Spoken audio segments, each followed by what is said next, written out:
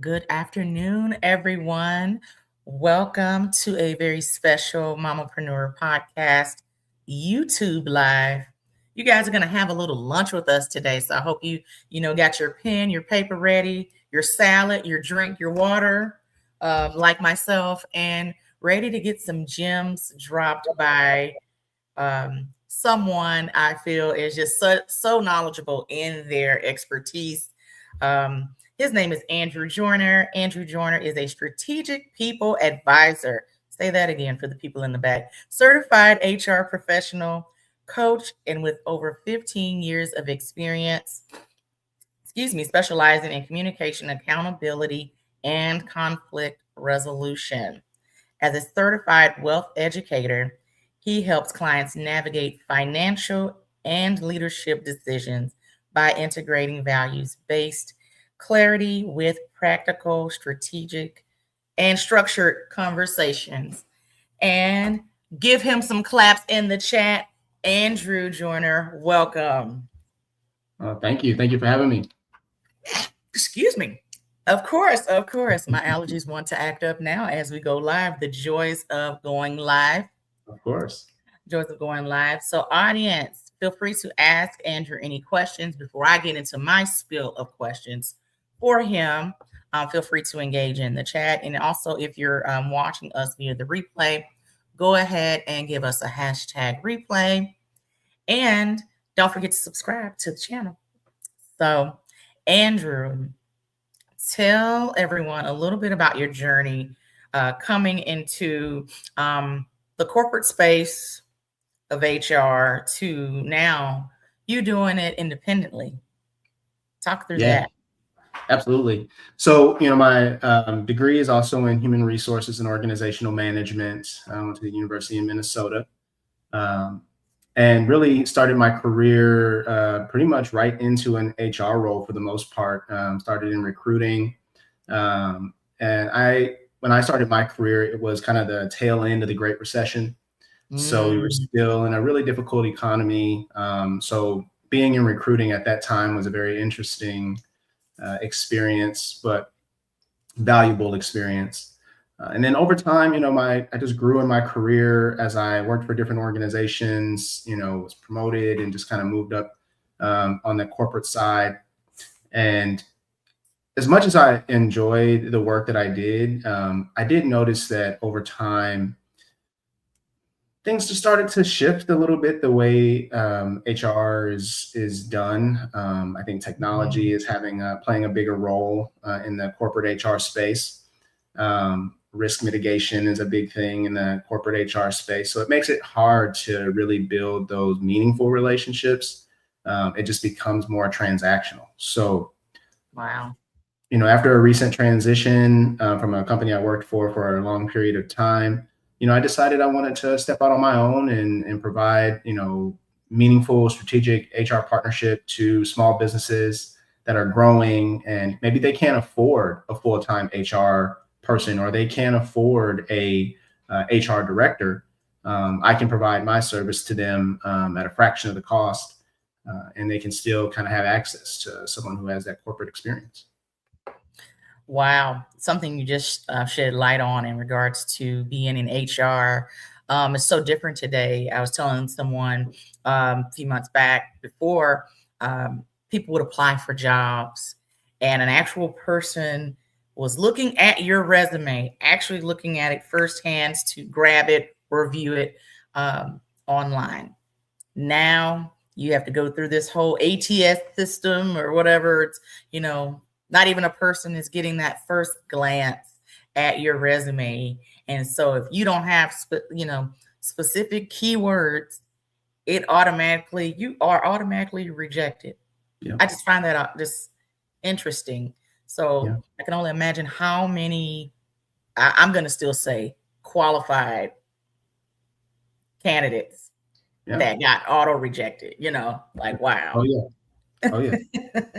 Absolutely. And I think with the proliferation of AI tools being used in the corporate space, specifically in the HR space, recruiting and talent acquisition, there's probably going to be more of that, unfortunately. And like you said, a lot of people who are really qualified for the role, who maybe just didn't put enough of the keywords in their resume, are being rejected for their positions, or they're not even really able to get past the phone screen phase of the process. And so, what the benefit of small business is they are still very much relational. They're not adding in too much of the technology just yet. They're probably going to start as well. Slowly. Yeah, but you still can actually talk to a person, and you can meet them and really share your background, and help them see the transferable skills that you might have. That, yes, I didn't do this specific job title in the past, but the skills, the requisite skills, are applicable in multiple spaces. And so that's the benefit of trying to work for small business. Absolutely. So, question in regards to leadership and kind of the workplace of it all. What is one big communication mistake you see with business owners and leaders that they're making today, just in business, just in HR, all of that? Yeah, so, like we say with our couples and our therapy clients that we work with Soul Journey Therapy and Coaching Services, it's very similar in the corporate space, that communication is a skill set.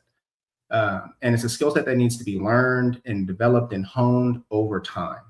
And I would say the skill development of communication isn't as strong, maybe, as it felt like it was in the past, right? Maybe there's not as much focus on really developing how I'm communicating, understanding that active listening is just as important as telling my staff member or telling my team what I want them to know.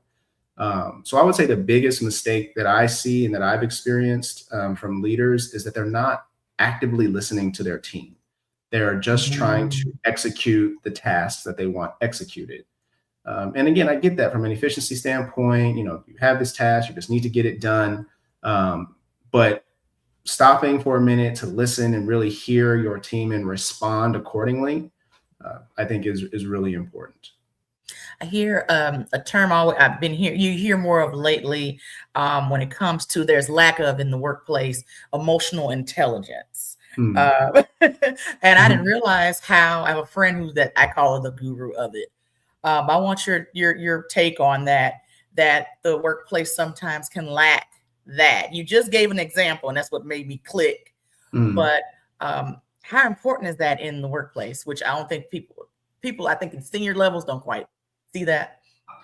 Yeah, I mean, emotional intelligence is important on both sides, right? From the leader's standpoint and from the team, but especially from the leader, because everyone's looking to you for guidance, right? They're looking to you to take their cue on how we operate around here, right? It's those unspoken rules that really run the culture of the company. So if you have people in leadership who don't have strong EQ, that tells you a lot about what they will tolerate and what they will expect in other parts of the business. So I think it's still really important for leaders to, if they care about the culture of their team, if they want to create an environment where people, want to come to work, right? They're not quiet quitting on you. They're not just standing here for a few minutes just until they can get their next promotion. You have to think about your own emotional intelligence, how you show up in conflict, how you show up when stress is high, when you do have a deadline and you need to get something done. Banging the table and yelling at people is not a way to motivate, so you might get the job done in the short term, but in the long term, you're going to lose them because they don't want to work in a toxic environment. Absolutely. Especially today. You said something, quiet quitting. I didn't know that was a thing until someone kind of pointed it out. I was like, you're right. That is considered quiet quitting, kind of just, hey, I'm here. Okay. Bare minimum. You may get, may not get as much extra, effort, but did not know that was, a term till about 2 years ago. I was like, okay, people will put a term to anything, huh? Yeah. I mean, to be honest with you, it shocked me too. I didn't know it was until I heard it on the news. I'm in the industry, but it is, I mean, in essence, what they are saying is people are checked out, right? So before it was, we would say they weren't engaged, and that just became quiet quitting. Yeah. And the reason why they're disengaged is because they don't have that emotional connection to the work that they're doing. It either Mm, feels extremely mundane, or they don't feel like they have the support of their leaders. They don't feel like they have a voice at the table. And so staff members are just like, why should I invest emotionally when I don't feel like I'm getting that same level of investment from the company or my leaders? absolutely. So again, the small business has an advantage here because likely you still have access to the owner, or the founder. Yeah, So you can build those relationships. You can express that appreciation both ways, a little bit more easily than you can in a large corporation where, the CEO is in a different building or on a 30th floor and you never see them. literally. Oh Yeah. God. Yeah. Um, Talk about the wealth educator piece of it all. Um, Financial stress. Why is that often the root of relationship issues? And it can Mhm. also go within business as well. Yeah, I mean, it's the financial strain and stress that really causes some of the more negative behaviors we see. That's what's on the undercurrent that's Mhm. driving us, right? We'll take a job that we really don't want and we really don't align with because we have the financial stress, because we might have significant debt, or we have a really expensive mortgage or rent payment, or we just bought that brand new car and it has a huge car note. So because we have all of these financial pressures, we may end up making decisions that we really don't want to make. The same thing is true in business, right? If we're managing our business like we manage our personal finances, Hmm. and we have accrued a lot of debt, or we're behind on payments and things like that, that's going to cause a lot of stress for that leader. I agree. And so because they're feeling that financial stress, they're going to transfer that to you. They're going to put more pressure on you to perform or to sell or to, do whatever. I agree. Yeah. I think that what made me when I was coming up with kind of what to ask in regards to the wealth piece, I was like, man, that does go both ways, just with business relationships per se. And, with you all, doing couples counseling and things like that. I can only imagine what you hear on the back end of that, and Oh, for being the sure. kind of one of the top reasons, people want to, part, or they're in counseling, in the first place. So awesome. Awesome. Absolutely. How has full-time entrepreneurship, what have you learned so far? Let's go there. Mhm. Going into that transition, and besides not having to, clock in per se. Right. I think expectations. You have to have the right expectations as you enter into your own business, or if you're making your side hustle your full-time thing. You have to align your expectations in terms of timing, like how fast things are going to move, how quickly you're going to sign clients or sell your product. You really have to give yourself time, and not put that additional pressure on yourself that the first client you see, you got to land the deal, Hmm. because that just puts you in this really anxious energy. And it can cause burnout where you were doing it was your passion, but now because of all these additional stressors, you hate it, right? Like it's just like working your 9 to 5, and you Hmm. started your business to specifically do something different than your 9 to 5. But we end up creating the same structures and same pressures that we had in our 9 to 5 when bringing into our full-time business. So Yeah. you're not actually experiencing that freedom that you were looking for. So, aligning your expectations, making sure you have a solid financial base so you don't feel the need to land every single person as a client, every single person is a lead. Uh, Make sure you have a good, strong savings, uh, Hmm. to kind of float you through the slower early phases, right? And yeah, that's one of the things that I've learned and am learning, is take your time, don't rush. Absolutely. I talked a little bit about it on last week's episode of the podcast, with the emotional roller coaster of entrepreneurship. And in 1 minute, things could be flowing and going. Yeah.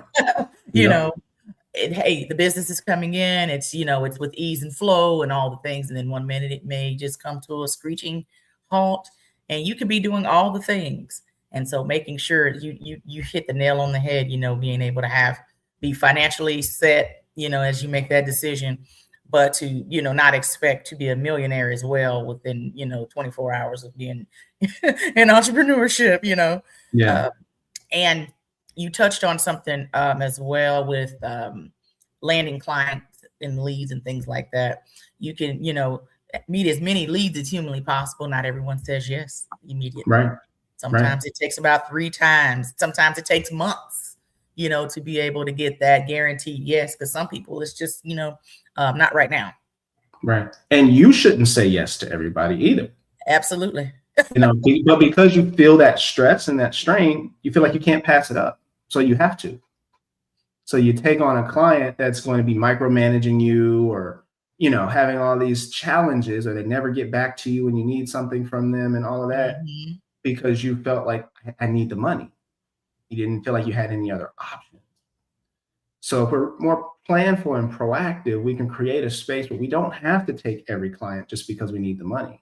We can be more selective, just like as the prospective client is going to be selective with who they spend their money with. We should be selective on whose money we take. I agree. 110%. Yeah. You don't have time to be stressed. There's bigger fish to fry. You don't have to be stressed.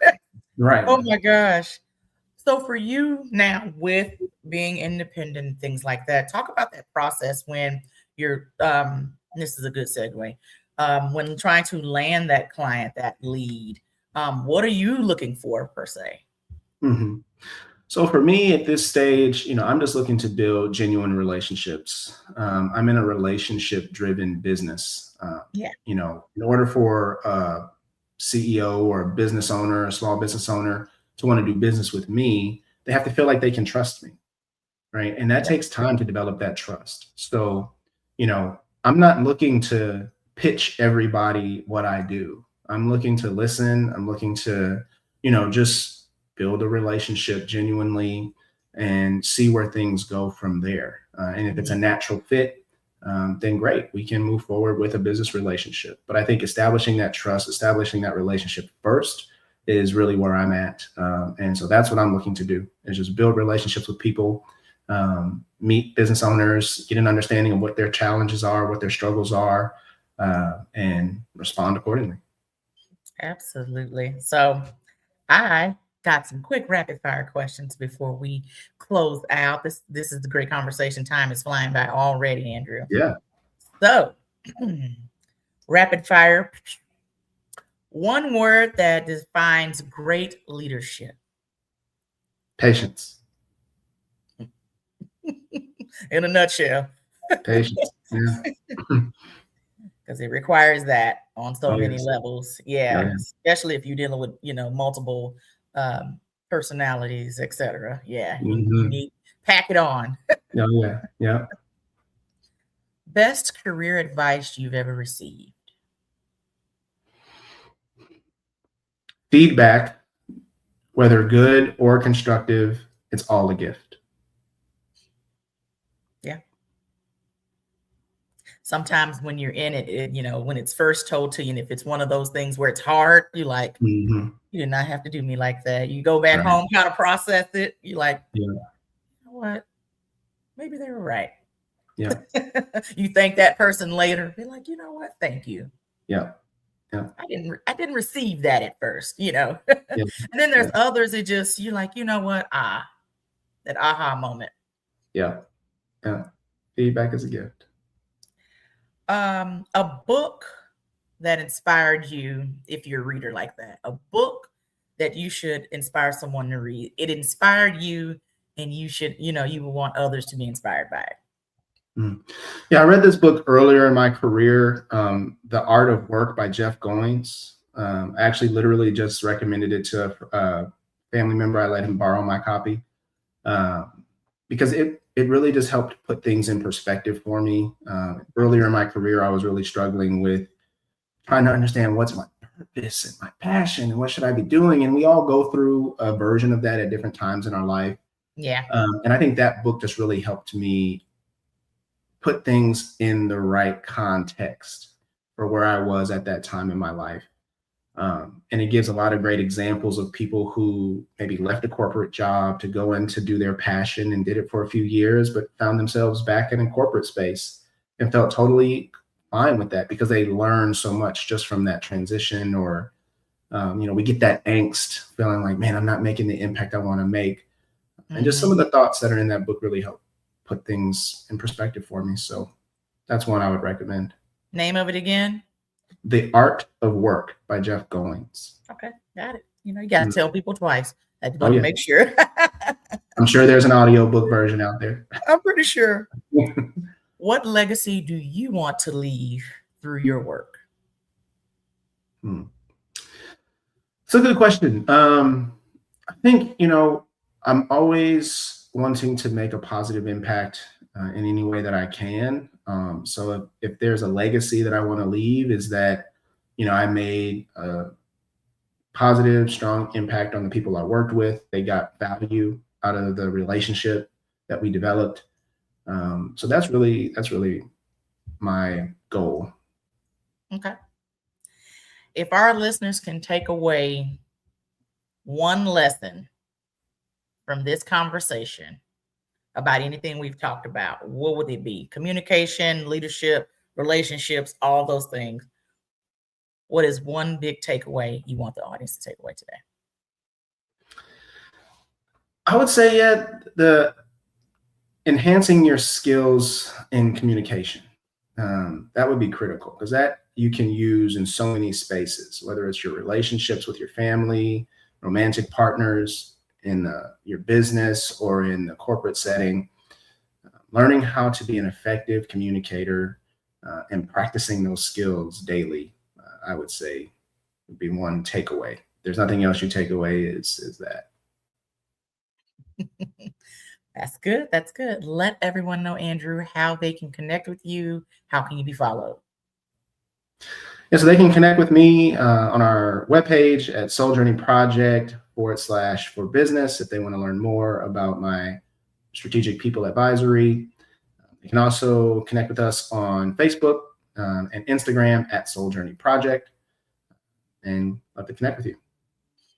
Amazing, amazing. Audience, I hope that you guys picked up what Andrew put down. I hope you wrote some things down, even if you're in that transition period, just kind of what Andrew went through as he transitioned from corporate into working on his own, being the entrepreneur that he is today, honey.